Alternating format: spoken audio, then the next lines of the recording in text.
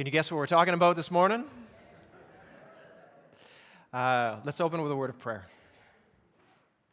Father, we thank you for this chance to get together as your church, and we believe that this is set apart and holy time, because as we dig into your word, parts of our lives and our hearts and our heads, they change as they are exposed to your truth. So I pray that that happens today and that we would be open to it. In Jesus' name, amen. Now, we're in a series right now called Real Wisdom for Real Life. And this is a series essentially all about how you and I can become wise, how you and I can live the kind of life that God has called us to. And really more than anything, when you read the book of Proverbs, what you realize is that if you can walk this path called the path of wisdom, you can avoid so many of the heartaches and pitfalls and damaging situations that come from choosing the wrong path. If you can learn to walk in this thing called the path of wisdom, you can save you and your family and all those that are close to you so much heartache and pain that come from these foolish decisions. And I've told you right from the start that this situation or this series is all about real life situations. This is Monday morning kind of stuff. This is about the kind of situations that you're going to find yourselves in tomorrow morning when you roll into work, or tomorrow when you stay at home and your kids are crazy and all this stuff is going on. This is the kind of series that's going to make a big difference in your life. Now today we're going to talk about something that all of us have experienced at some point in our lives. How many of you have ever heard gossip before? Yeah, I can't imagine that that's true. There's not enough hands going up there. How many of you have ever heard someone say something negative about somebody else behind their back? I guarantee you every single one of us in this room has. And here's the thing, as I thought about this afterwards, the truth is if you and I were really honest, we've probably been the perpetrators of some gossip at some point in our lives too. We're going to talk about something that once it starts in a conversation, it finds this way of drawing you in. And if you're ever in the middle of a conversation like the lady in that video, it is awful hard to get out of a conversation that has steered itself into the paths of gossip. And sometimes you feel like you have to say something that's going to cause a stir, you're going to make a scene, and it's just a really difficult quicksand to drag yourself out of. And as I've been thinking about this message for probably 6 weeks now, I realize just how many situations we are in and how many times gossip has worked its way and wormed its way into our relationships and into our interactions and into our conversations. We're going to spend this morning talking about what Proverbs has to say and what Solomon has to say about this 6-letter word called gossip. And the truth is, for most of us, it's a fairly innocent little word, but if you read what God has to say about it, you'll find out that it is anything but. And God feels remarkably different about it than most people do these days. I want to tell you a story. There's a story about 4 Catholic priests that used to get together every Monday morning for coffee. They would get together at this same coffee shop and they would sit around the table and they would compare notes with one another and encourage one another and just talk about what life was like being a priest and what it was like in their different parishes. And one Monday morning, one of the priests came to the rest of the guys and he says, "Listen, I've been thinking for a while now about something and I want to share it with you. You know how all of our parishioners, they come to us and they confess their sins and they pour out their hearts to us and they share all the deepest stuff that's going on in their lives. I was kind of thinking that maybe we could do that in this group right here. We could share the stuff that we struggle with and we could encourage one another." And eventually, after some convincing, he convinced the other 3 guys to go along with him. So one Monday morning, they were sitting around the table and the first priest went and he was going to confess what he struggled with. And he confessed that he struggled with going to the movies. He went to the movies all the time, and for some reason his church must have hated movies. I don't know, it wouldn't bother me, but his confession was that he went to the movies. And a little more emboldened, the second priest looked up and he says, "Well, I like to smoke cigars when nobody else is around. That's kind of my little bad habit. I wait till everybody's gone and I'll light up a cigar." And the third priest says, "Okay, well, to be honest, I struggle with gambling. Not a lot, but just a little bit on the side. I like to play a little bit of online poker." And when the fourth priest, it was his turn, everybody turned to him and he just sat there silently. Nobody could get him to say anything and they started pressuring him. They said, "Listen, we shared ours. Why won't you share yours?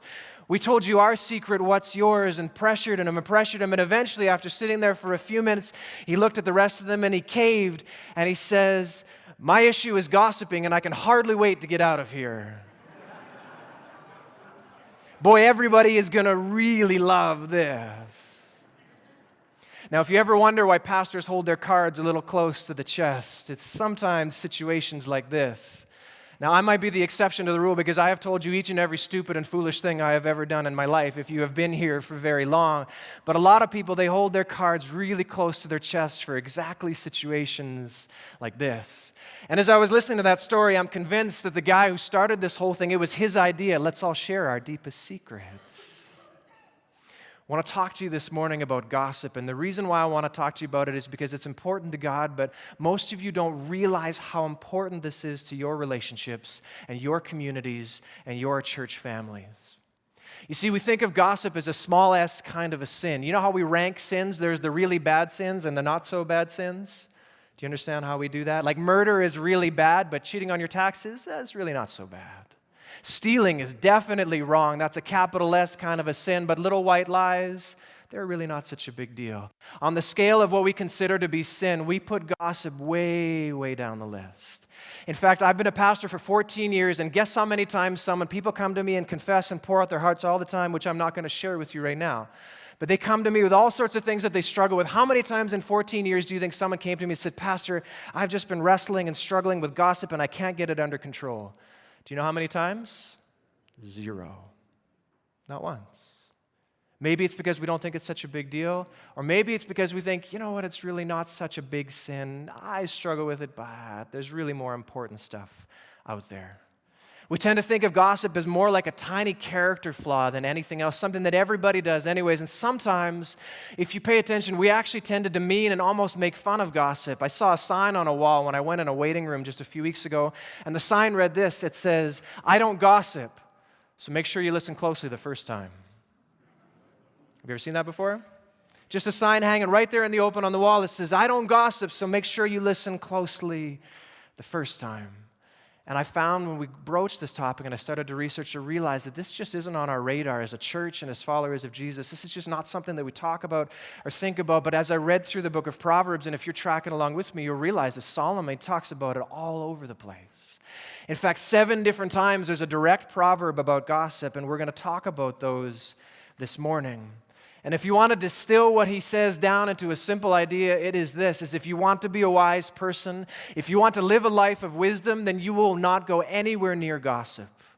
You won't have anything to do with them. If you want to please God, how many of you want to please God? If you want to have close friendships, how many of you want close friendships? If you want less conflict in your life, how many of you could do with a little less conflict in your life? If you want any of these things, then Solomon says this, don't go anywhere near gossip with a 10-foot pole. In fact, you should root it out of your life like a poisonous weed and pull it out of your speech. You see, according to what God has to say and what Solomon has to say, gossip isn't just this small little part of our everyday lives. It is a very big deal, and it has some far-reaching and damaging consequences, more than anything to the relationships that are around you. So if you care about the people around you, then this is going to be a message that you're going to really want to tune into. Now, I was thinking all about this over the last 6 weeks. Usually I only get a week or two to prepare for a message, but I had 6 weeks just between a whole bunch of stuff that was going on and pushed off this message. And I've been listening to all the conversations that I have and that other people have and listening for this thing called gossip. And I realized that there are 2 reasons why we struggle with this issue and why we don't think it's a big deal. There are 2 things that we are blind to, and here's what they are. We don't really know what gossip is, and we don't really know what it does. Somehow in the course of life, in the course of history, we haven't really paid attention to and caught on to what exactly gossip is, and we don't really seem to understand what it does to us and to the people around us. So this is what I want to work through with you this morning. So what is gossip? What does it mean? What is that word? We've heard it. We've been a part of it before. What does the word gossip technically mean? According to the Bible, this is what gossip is. It is speaking negatively about somebody else behind their back. It's fairly straightforward, isn't it? Gossip is speaking negatively about somebody else behind their back, and each 3 of those elements are important. It's speaking negatively, speaking or texting or writing. It could be a conversation. It's some form of communication, and it's got to be negative. There's no such thing as positive gossip. Did you know that? If you heard about somebody doing something great and you tell the entire town, that's not gossip, that's praise. It's got to be something spoken or communicated and something that's negative about someone else, and it has to be in some way, shape, or form behind their back. Now, if you go digging through the book of Proverbs, you'll find a Hebrew word that is the word of gossip, and it is so telling to what gossip actually is and what it's like to experience. The Hebrew word is the word nirgan, and it means whispering or murmurings. That literally is what the word means. It doesn't say gossip in the definition that I told you. The word in Hebrew is nirgan, and it means whispering or murmurings. Do you know what gossip is? Gossip is that sound that you hear when you walk into a room that dies off. Anybody had that experience before? Like you walk into a room and there are a bunch of people talking, and as soon as they make eye contact with you, it all kind of dies away. Like they'll be whispering to one another or talking like this, and you walk in the room, they see you, and they go, do you know what that was? That sound? It was gossip. That's literally in Hebrew what it means, and it's such a telling description for us, because usually we want to whisper and we want to keep it low because we don't want the other person to hear what we're saying. Now, the other word in Hebrew that gets translated in the book of Proverbs essentially means talebearer or storyteller, somebody who goes from group to group to group to group, who tells the same story over and over and over again. But ultimately, it's the same thing. It's speaking negatively about somebody else behind their back. Now, one of the things that we seem to assume is that we assume that it's only gossip if it isn't true. Have you ever thought that? It's only actually gossip if somehow it got exaggerated or somehow somebody took it and twisted it just a little bit. If it's a true story, that's not gossip, right? Wrong. Solomon actually addresses this exact thing in Proverbs 11:13, and this is what he says. He says, it is just as bad if it is true. Oh, that's going to be tricky. There we go. A gossip betrays a confidence, but a trustworthy person keeps a secret. Just a one-liner that Solomon says, one of his Proverbs, a gossip betrays a confidence, but a trustworthy person keeps a secret. So stick with me for a second here. Why is it gossip? Is it gossip because it was exaggerated? Is it gossip because somebody took a tale? Does he say it's a gossip is when you take a tale and exaggerate it and blow it out of proportion and then pass it on? No, there's only one requirement here for gossip, and what is it? It's when you betray a confidence that somebody else had in you. Where somebody said to you, maybe you've had this happen in your life, don't worry, I won't tell anyone, and a week later you find out they told like 11 people.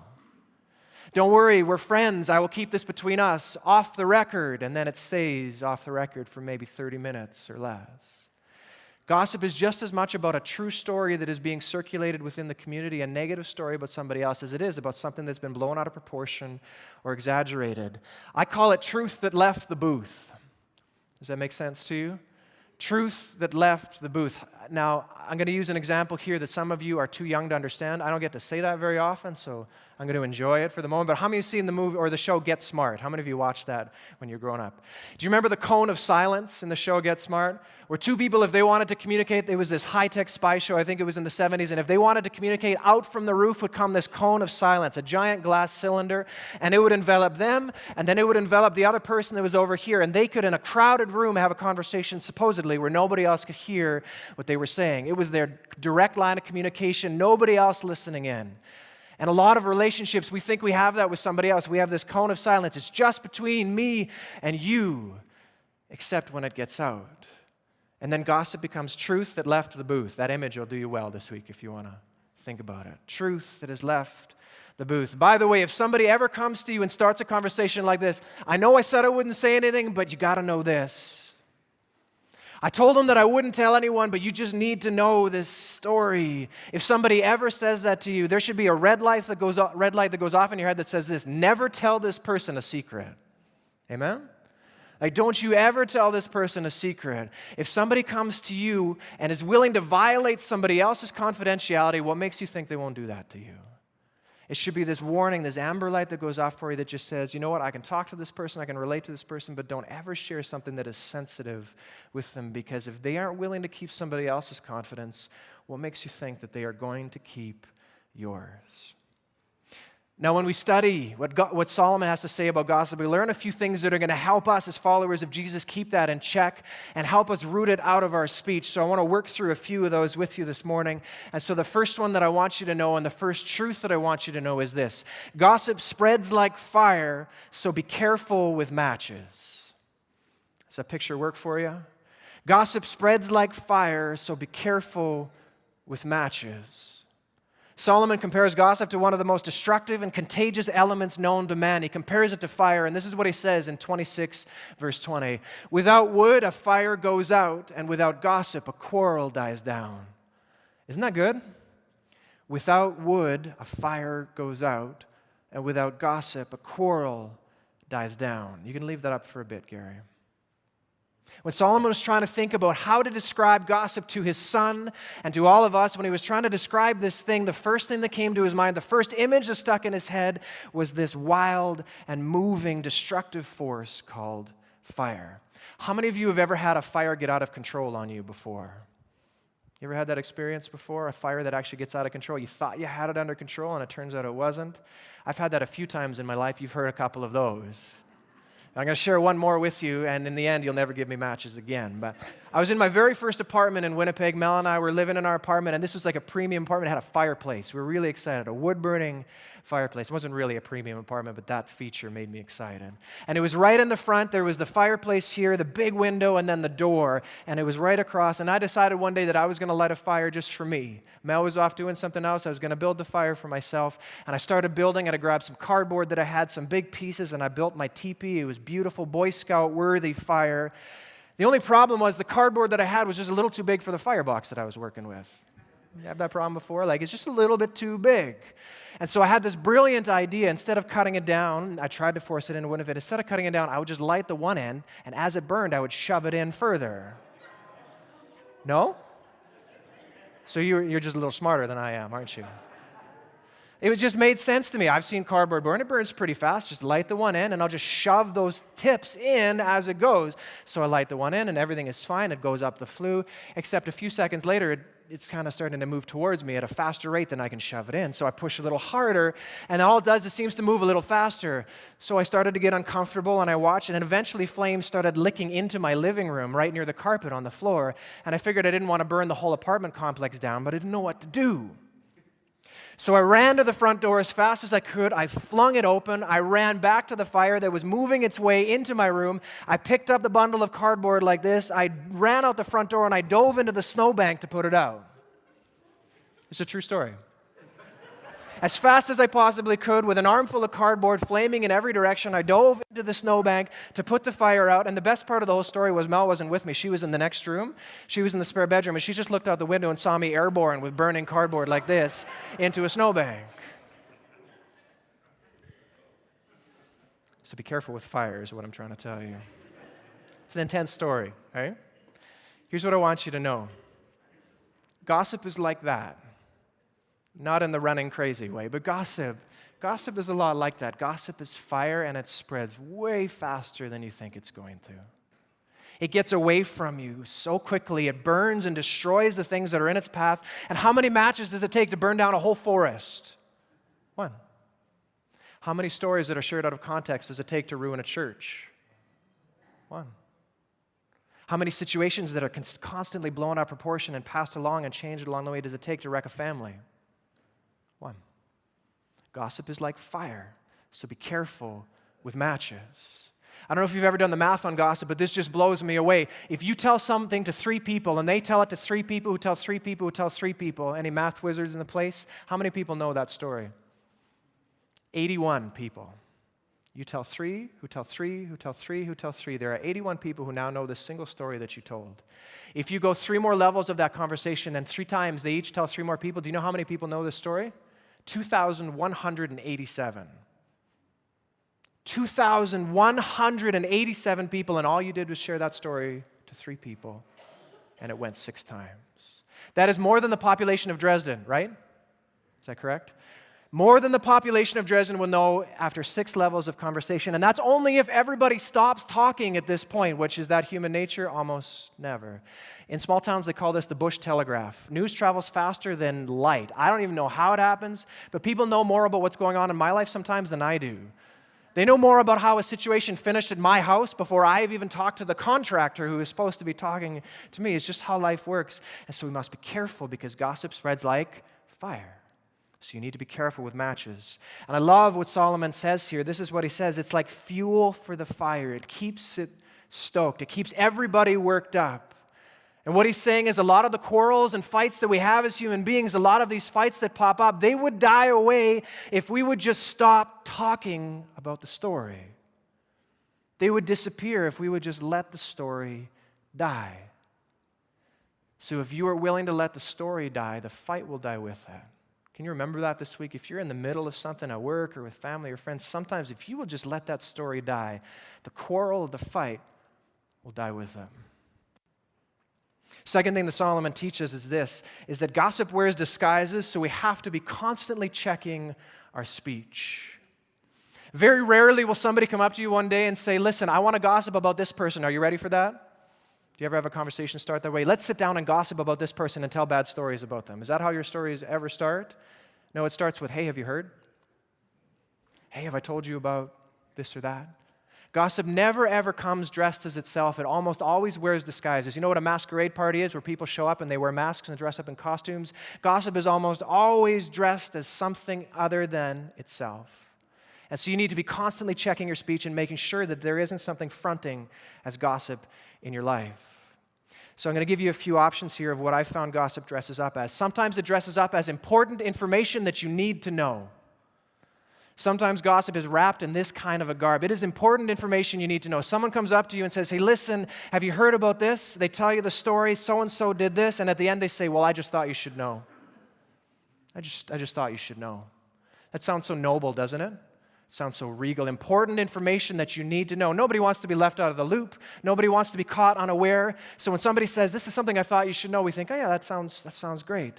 But you know what? It's not so noble, is it? At the end of the day, a lot of those conversations really are just gossip. Sometimes gossip is dressed up like compassion. It dresses up in this beautiful thing called biblical and holy compassion, and it'll start sometimes like this. We'll say, oh, I feel so bad for so-and-so. Did you hear what happened? Oh, it's just such a shame. Everything fell apart, and this and this and this and that, and oh, it's just such a shame. Sometimes it sounds like compassion, but really it's a negative story about somebody else behind their back. Now, some of you are sitting there and thinking, what's wrong with compassion? I thought compassion was a good thing. Compassion is a good thing. Just make sure that it isn't gossip wearing the compassion mask, masquerading in your conversations. Sometimes it's venting. Do we have any venters out there? I am a notorious venter. I used to, when I was in high school, go into the wilderness and just vent to the trees because I'm so verbal that I just needed to get out the things that I was wrestling with. The only problem with that is sometimes gossip wraps itself up in this cloth called venting, and we end up sharing a story with somebody else so we know full of all sorts of juicy details about what they did to us and then what happened, and then this is what they said to me, and in the end we have told this horrible thing about somebody else to a friend of ours, and they now look differently back at the person that we were talking about. Now trust me, I understand what it's like to be all pent up and to need to get that out. There is a time and a place for that. I wholly believe in that. But I want you to remember also what Solomon says later on in Proverbs in chapter 29. And he says this, he says, a fool gives full vent to his anger, but a wise man quietly holds it back.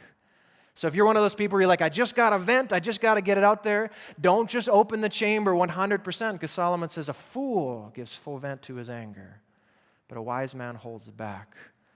And I just love what J.D. Greer says about this. He says the next time your friend comes up to you and they're all worked up and they say, I just got a vent, just say, proceed, fool. Next time they come to you and they're just ready for a good venting gossip session and they just say, I just got to get this off my chest, you can just say, proceed, fool, and point them to Proverbs 29:11. I don't mean to make light of this. This is something that I struggle with, but I want you to be careful because dressing up as venting so often is gossip, and I have had this happen in my own life as well. If you want a few tips on this, if you're a venter by nature, do you know who the best person to vent to is? Do you know who is better than anybody else at venting? God. There is nobody better for you to vent to than God. Read the book of Psalms, read the book of Job, read Lamentations. There is nobody to tell your story to better than God. Why? Because He won't hear the wrong things from you. It won't change His opinion of the person that you are talking about. And He is somebody who can actually help you fix the situation that you are in. Do you understand? The best person for you to vent to is God Himself. If you have to vent to somebody else, it is best for you to pick someone who doesn't know the person that you are venting about. Does that logic track? It's best for you to pick somebody who doesn't know the person that you are venting about because their opinion won't change of them. It's still by far a second place scenario, but the best is God, and the next best is someone who doesn't know the person that you are angry with. My warning to you and caution to you is this, is that sometimes venting isn't venting. Sometimes it is just gossip dressed in anger. And the final thing, the most insidious one of all, we watched it in the video there, is sometimes gossip even veils itself as what? a prayer request. Isn't that sad? Something as beautiful and powerful and relational as a prayer request. Sometimes gossip is the one who is hiding underneath there, pulling the levers, working the words of that conversation. Sometimes when we share about so-and-so and their business is falling apart and they're going to foreclose on the house, we share this in a prayer meeting, except instead of sharing just the bare minimum or not naming the person who is involved, we share the name, we share the location, and all the juicy details. Solomon even says at one point that gossip is like choice morsels that go down to a man's inmost being. There's just something about it that it's where we get juicy details from, just the juicy details of a story. We share all of the juicy details when we could have just said, we need to pray for somebody that I know that is struggling because their business isn't doing well. The less detail when it comes to prayer requests, unless you have permission to share the story, the better. One more thing here that I don't want to move past without showing you. Solomon says in 2019, a gossip betrays a confidence, so avoid anyone who talks too much. Isn't that great? Tell me that isn't great. A gossip betrays a confidence, so avoid anyone who talks too much. Why? Because it's exhausting. No, I'm just kidding. Why? Because all it takes for gossip to grow is a little bit of boredom and a little bit of time. So when you talk too much, that's how easy it is for gossip to come out. If you just talk too much and you're not thinking about what you're saying, gossip just rolls in, weaves in, sneaks in, worms its way into your conversation. All it needs to grow is boredom and a little bit of time. The last thing that Solomon teaches in the book of Proverbs that I want to share with you this morning is this, and this is probably the most important. And if you don't remember any of the other ones, I want you to remember this one. Gossip kills communities. Did you know that? Gossip just murders communities. It is like cancer to a group of people who want to maintain healthy, strong, relational bonds. Gossip is like cancer for a community. This is how he says it in 16:28. A perverse person stirs up conflict, and a gossip separates close friends. If you like friends, this should just cut right to the heart. If you want quality relationships, this should just ring in your ears. A perverse person stirs up conflict. Perverse just means twisted and off the rocker. A perverse person stirs up conflict, and a gossip separates close friends. Not just friends. What kind of friends? Close friends. The people that you care about the most. The ones who know the most about you. They are the ones, and you are the ones with them that are most vulnerable to the damage of gossip. So the million-dollar question, I want to tell you one more story. Maybe you've heard this one before. It's another story about a priest. I don't know why. I don't usually tell stories about Catholic priests, but today we're going to have two different ones. Are you ready for that? Priest had a woman come to him one day, and she said, Father, I have this problem and I need to share with you, and I got to get it off my chest. And she just says, I have this horrible habit of gossiping to people, and to be honest, Father, I've even been gossiping about you behind your back. And she says, Father, what should I do? So he thinks about it for a few minutes, and he turns back to her and he says this is what I want you to do. The next time it's a really windy day, I want you to go home and I want you to grab 2 feather pillows. Then I want you to walk all the way back to the church, and when you get here, I want you to come inside and climb all the way up to the top of the bell tower in the open air, the highest point in the entire town. And when you get up there and the wind is blowing, I want you to take your knife out and I want you to gut both of those pillows and shake them off into the wind. Have you ever had a prescription like that from a pastor before? It's a bit unusual, isn't it? So she was a little bit confused. She heard what he had to say. She said, okay, Father, I will do that. So she went home, and she waited until the next day that it was extremely windy, and she went home and grabbed both of those pillows, and she grabbed her knife. She made her way to the town square. She went inside the church and climbed all the way up to the top of the bell tower, and as she was standing there in the wind, she gutted both of these pillows, and she shook them out right down to the very last feather, and it was an incredible sight. All over town, these feathers would spread. Kicked into the wind in every single direction these feathers would go. She came back down and went home, and she went back to visit the priest the next day, and she says, Father, I did exactly as you told me. What now? And he looked at her and he says this is what I want you to do now. I want you to go back into town and collect every last one of the feathers that you just let go. I want you to go back and collect every last feather so that pillow weighs the same as the moment you brought it up those stairs. And she just stared at him and she said, But Father, I can't. That's impossible. I have no idea where they all went. And then he looked her in the eye and he said, exactly. That's exactly how it is with gossip. Once it's out, you have no idea where it's gone. Once it's out, you will never get it back. So be careful. Be careful with the words that you use. And gossip has this way of settling into a community and a church and relationships and just working its way into the nooks and crannies and pushing people further and further and further apart. And so my word and my message to you today is this: the more you kill gossip before it comes out of your mouth, the more you kill it when somebody starts to speak it to you, the stronger this church will be. The more that you end gossip before it makes the end route out of your mouth, the more that you stop it in your family, the stronger your family will be, the stronger your friendships will be, the stronger your life will be, if you're willing to take this as seriously as God does and root it out the way He calls us to. So the million-dollar question every time I preach and I think about this is how?